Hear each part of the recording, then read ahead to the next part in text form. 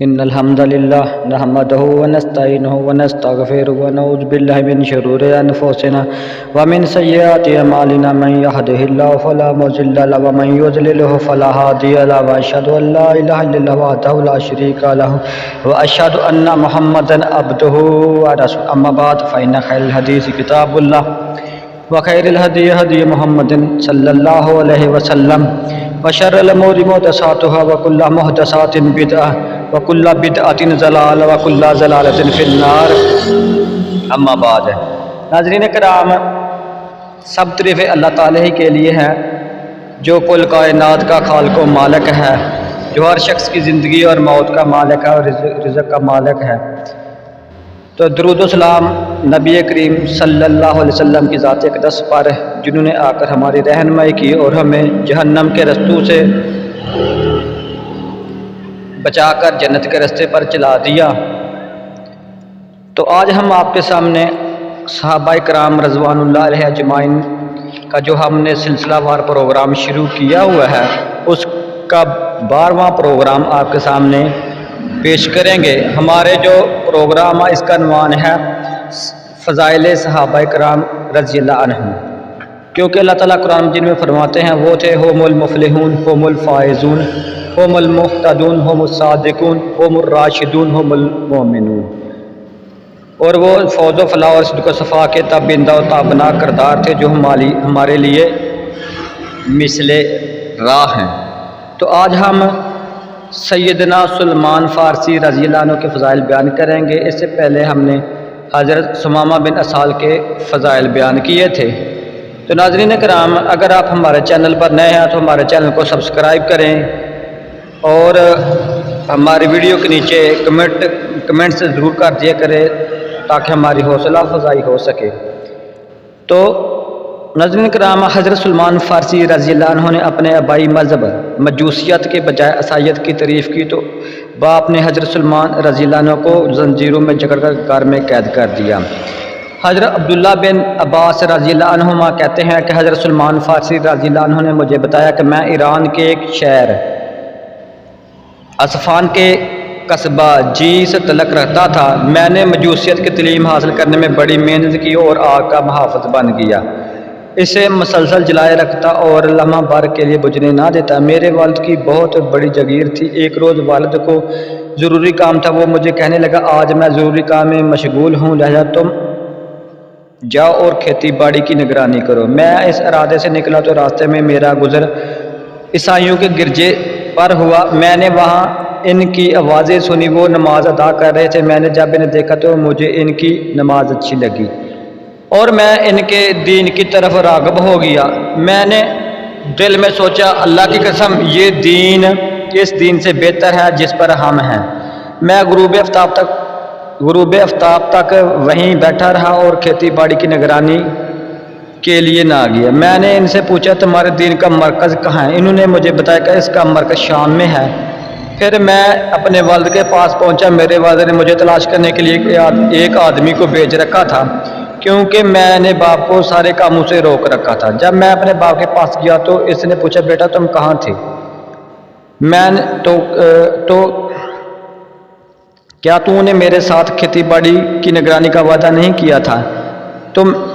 میں نے کہا ابا جان میں چرچ کے پاس سے گزرا، لوگ نماز پڑھ رہے تھے، مجھے ان کا دین بہت پسند آیا اس لیے غروب آفتاب تک وہیں بیٹھا رہا۔ والد نے کہا بیٹا اس دین کی کوئی بلائی نہیں، بیٹا اس دین میں کوئی بلائی نہیں، تیرا اور تیرے آبا و اجداد کا دین اس سے بہتر ہے۔ میں نے کہا اللہ کی قسم وہ دین ہمارے دین سے بہتر ہے۔ میرا باپ میرے بارے میں فکر مند ہو گیا، اس لیے میرے پاؤں میں زنجیریں ڈال کر گھر میں قید کر دیا۔ اسے احمد نے روایت کی ہے۔ حضرت سلمان فارسی رضی اللہ عنہ نے محض دین حق کی تلاش میں اپنا گھر بار عزیز و اقارب چھوڑے اور اصفہان سے دمشق 1780 کلومیٹر چلے آئے۔ حضرت عبداللہ بن عباس رضی اللہ عنہما بیان کرتے ہیں کہ سلمان فارسی رضی اللہ عنہ نے مجھے بتایا کہ میں نے اپنے شہر کے عیسائیوں کو پیغام بھیجا کہ جب شام سے کوئی تجارتی قافلہ تمہارے پاس آئے تو مجھے بتانا، चनाचा एक तजारती काफ़िला शाम से आया तो साइयों ने मुझे इसकी इतला दी। फिर मैंने इन्हें कहा भेजा कि जब ये काफ़िला अपने काम से फारग होकर वापस जाने लगे तो मुझे इतला देना। जब शामी काफ़िला वापस जाने लगा तो मैंने पाँव की जंजीरें तोड़ी और इनके साथ निकल खड़ा हुआ और शाम पहुंच गया। वहां आकर मैंने पूछा, यहाँ कौन सी अहम दीनी शख्सियत है? लोगों ने बताया, चर्च का मुहफ़्फ़िज़। मैं इसके पास गया और इसे कहा, मुझे इस दीन में दिलचस्पी और मैं तेरे साथ रहकर चर्च की खिदमत करना चाहता हूँ। तुझसे इल्म हासिल करूँगा, तेरे साथ नमाज अदा करूँगा। इसने कहा, अब आओ, आ जाओ। मैं इसके पास ठहर गया, लेकिन वो आदमी बहुत बुरा निकला। लोगों को सदका हुक्म देता, इसकी तरगीब दिलाता। जब वो इसके पास ले आते तो सब कुछ अपने लिए जमा कर लेता और मसाकीन में तकसीम ना करता। इस तरह इसने सोने के 7 मटके इकट्ठे कर लिए।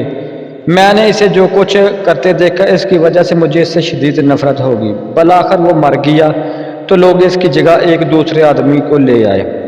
मैंने इससे कोई अच्छा आदमी नहीं देखा। वो 5 नमाज़ें पढ़ने वाला और दुनिया से बेरगबती रखने वाला, आखिरत की रगबत रखने वाला और दिन रात जद्दोजहद करने वाला था। मैंने इससे इतनी मोहब्बत की कि इससे पहले किसी से ना की थी। मैंने इसके साथ तवील मुद्दत गुजारी, फिर इसकी वफ़ात का वक़्त आन पहुँचा। मैंने इससे दरख्वास्त की, हज़रत मैं आपके साथ वक़्त गुजारा और आपसे इतनी मोहब्बत की कि इससे पहले किसी से ना की। आपकी वफ़ात का वक़्त आ गया, अब आप मुझे किसके पास जाने की नसीहत करते हैं और मुझे क्या हुक्म देते हैं? इसने कहा, बेटा, अल्लाह की कसम मैं आज किसी को नहीं जानता। अल्लाह की कसम मैं आज किसी को नहीं जानता जो इस दीन पर कायम हो जिस पर मैं कायम हूँ। लोग हलाक हो गए, दीन से मुनहरफ हो गए। जिस दीन पर चल रहे थे इसे छोड़ चुके हैं। हाँ, मूसल शहर में एक आदमी है, वो इस दीन पर कायम है जिस पर मैं हूँ। इसके पास दीन हक है, इसके पास चले जाओ। इसे अहमद ने रिवायत किया है। दीन हक की तलाश में हज़रत सलमान रज़ी अल्लाह अन्हु ने दूसरा सफ़र दमिश्क से मूसल तक 803 किलोमीटर किया। हज़रत इब्ने अब्बास रज़ी अल्लाह अन्हुमा कहते हैं कि सलमान फ़ारसी रज़ी अल्लाह अन्हु ने मुझे बताया कि जब शामी आलम फौत हो गया और इसकी तदफीन कर दी गई तो मैं मूसल के आदमी के पास पहुंचा और इसे कहा, हज़रत फ़लाँ आलम ने मरते वक्त मुझे नसीहत की थी कि दीन हक आपके पास है, लिहाजा आप मुझे अपने दीन से आगाह फरमाएं। इस आलम ने कहा, अच्छा, मेरे पास ठहर जाओ। मैं इसके पास ठहर गया। इसे भी मैंने पहले आलम की तरह अच्छा पाया। मैं इसके पास थोड़ा अरसा ही रहा कि इसकी मौत का वक्त भी आन पहुंचा। तब मैंने इससे पूछा, हज़रत फ़लाँ आलम ने मुझे आपकी तरफ जाने की नसीहत की थी, आपकी खिदमत में हाज़िर होने का हुक्म दिया। अब आपकी तरफ भी अल्लाह का अमर आ गया है। आप मुझे किसकी खिदमत में हाज़िर होने की नसीहत करते हैं और मुझे क्या हुक्म देते हैं? वो कहने लगा, मेरे बेटे, अल्लाह की कसम मैं नसीबीन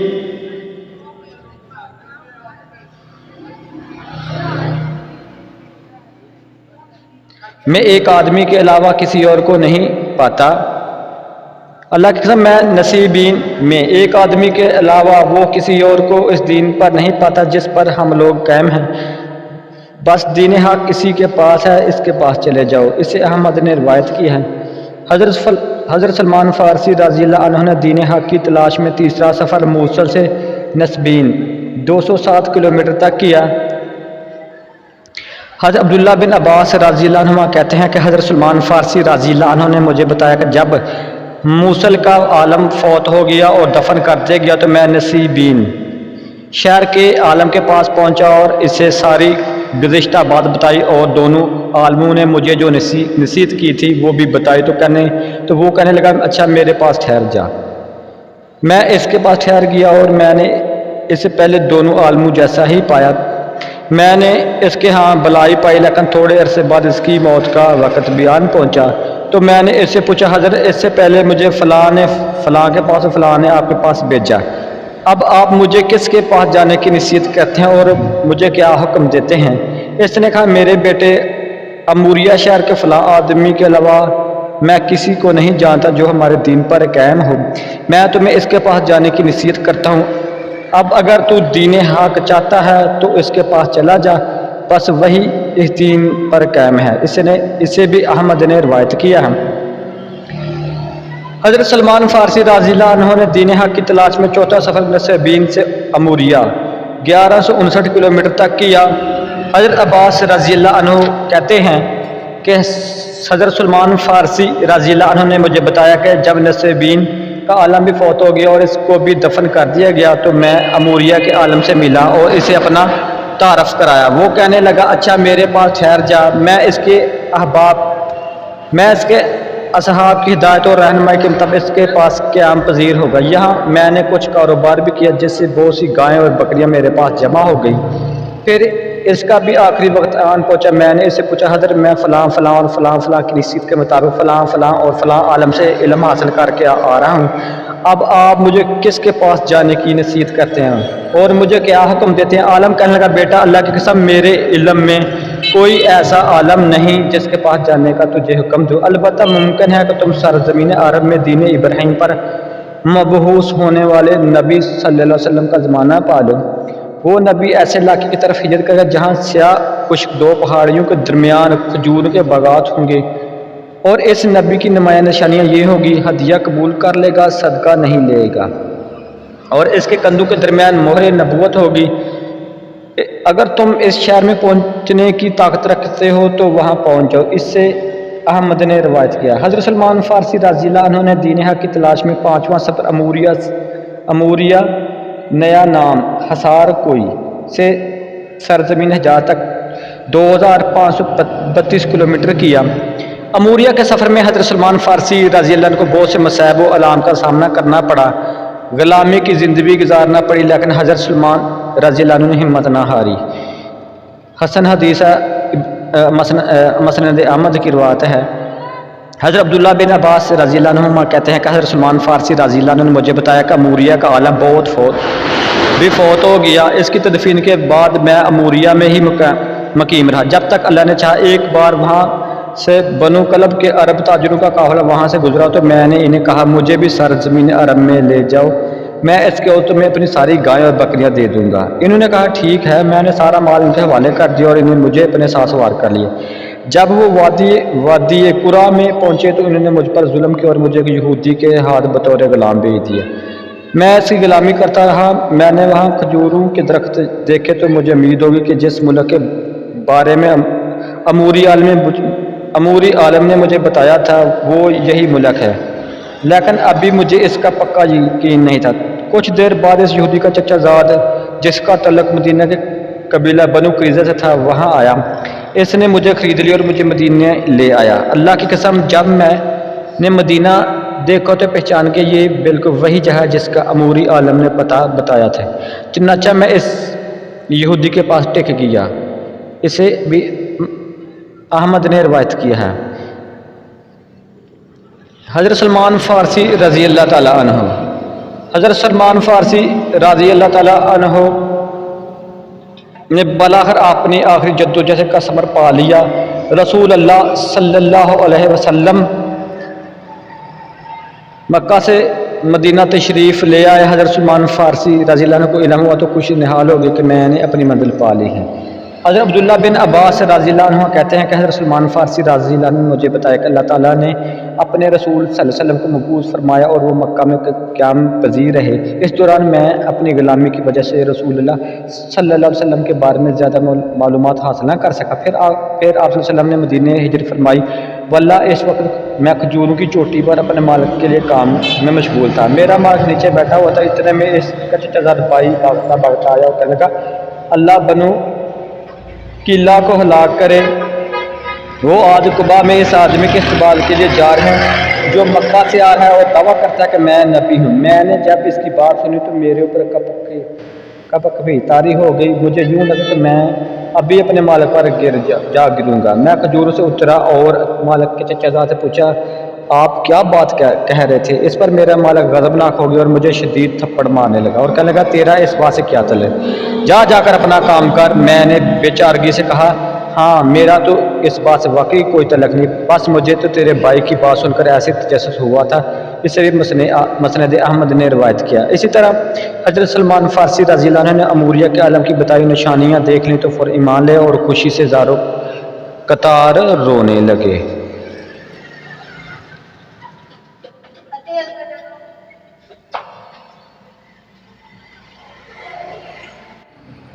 حضرت عبداللہ بن عباس رضی اللہ عنہ کہتے ہیں کہ حضرت سلمان فارسی رضی اللہ عنہ نے مجھے بتایا کہ میں نے کچھ چیزیں جمع کی جو میرے پاس تھی، شام ہوئی تو میں وہ چیزیں لے کر نکل کھڑا ہوا اور قبا میں رسول اللہ صلی اللہ علیہ وسلم کی خدمت میں حاضر ہو گیا۔ میں نے عرض کی مجھے پتہ چلا ہے کہ آپ نیک آدمی اور آپ کے ساتھ کچھ مسافر و حاجت مند افراد بھی ہیں، میرے پاس صدقہ کی کچھ چیزیں ہیں، میں کسی دوسرے کو دینے کی بجائے آپ کی خدمت میں پیش کرنا بہتر سمجھتا ہوں۔ میں نے وہ چیزیں کھجوریں آپ کی خدمت میں پیش کر دی۔ رسول اللہ صلی اللہ علیہ وسلم نے اپنے صاحب سے فرمایا کھا لو، لیکن آپ نے اپنا ہاتھ روک لیا اور کچھ نہ کھایا۔ میں نے دل میں کہا ایک نشانی تو پوری ہو گئی۔ میں واپس گھر آ گیا اور پھر کسی روز چند چیزیں کھجوریں اکٹھی کی۔ اس وقت رسول اللہ صلی اللہ علیہ وسلم کسی سفر سے مدینہ تشریف لا چکے تھے۔ میں حاضر خدمت ہوا اور عرض کی اس روز آپ صلی اللہ علیہ وسلم نے صدقہ نہیں کھایا تھا، اب یہ ہدیہ ہے جو آپ کی خدمت میں پیش کر رہا ہوں۔ آپ صلی اللہ علیہ وسلم نے خود بھی اس سے کھایا اور صاحب کو بھی کھانے کا حکم دیا۔ میں نے دل میں سوچا یہ دوسری نشانی بھی پوری ہوئی۔ پھر جب میں تیسری مرتبہ حاضر ہوا تو آپ بقیع الغرقد قبرستان میں اپنے ایک اصحابی کی تدفین کے لیے تشریف فرما تھے۔ آپ صلی اللہ علیہ وسلم پر 2 چادریں تھیں۔ آپ صلی اللہ علیہ وسلم اپنے صحابہ کے درمیان بیٹھے ہوئے تھے۔ میں نے عرض کیا کہ آپ صلی اللہ علیہ وسلم کی پشت مبارک پر مہر نبوت دیکھنے کی کوشش کرنے لگا، جس کی خبر مجھے موریہ کے عالم نے دی تھی۔ جب رسول اللہ صلی اللہ علیہ وسلم نے مجھے اپنے پیچھے کھڑے دیکھا تو آپ بھاپ گئے کہ میں کسی کی تلاش میں۔ آپ صلی اللہ علیہ وسلم نے اپنی پوچھ سے چادر ہٹائی اور میں نے مہر نبوت دیکھ لی اور پہچان لیا۔ پھر میں مہر نبوت کو چومنے کے لیے جھکا تو رونے لگا۔ رسول اللہ صلی اللہ علیہ وسلم نے ارشاد فرمایا بیٹھ جاؤ۔ میں بیٹھ گیا اور آپ صلی اللہ علیہ وسلم کو سارا واقعہ منو انس کہہ سنایا جس طرح میں نے تجھے سنایا اے ابن عباس۔ پھر رسول اللہ صلی اللہ علیہ وسلم نے پسند فرمایا کہ میں اپنی داستان صحابہ کرام رضوان اللہ علیہ اجمعین کو بھی سناؤں۔ اسے مسند احمد میں احمد نے روایت کیا ہے۔ تو ناظرین کرام یہ تھی ہماری پروگرام تھا ہمارا 13واں، جس کی قسط 13ویں تھی، جو ہم نے حضرت سلمان فارسی رضی اللہ عنہ کے بارے میں آپ سامنے پیش کی۔ تو امید ہے آپ کو پسند ہے کہ اپنی آراء سے ہمیں ضرور نوازیے گا۔ آج کے لیے دیجیے اجازت، کل انشاءاللہ نئے پروگرام کے ساتھ آپ کی خدمت میں حاضر ہوں گے۔ اللہ حافظ۔ دیکھتے رہیے ویژن آف اسلام، آپ کا اپنا چینل۔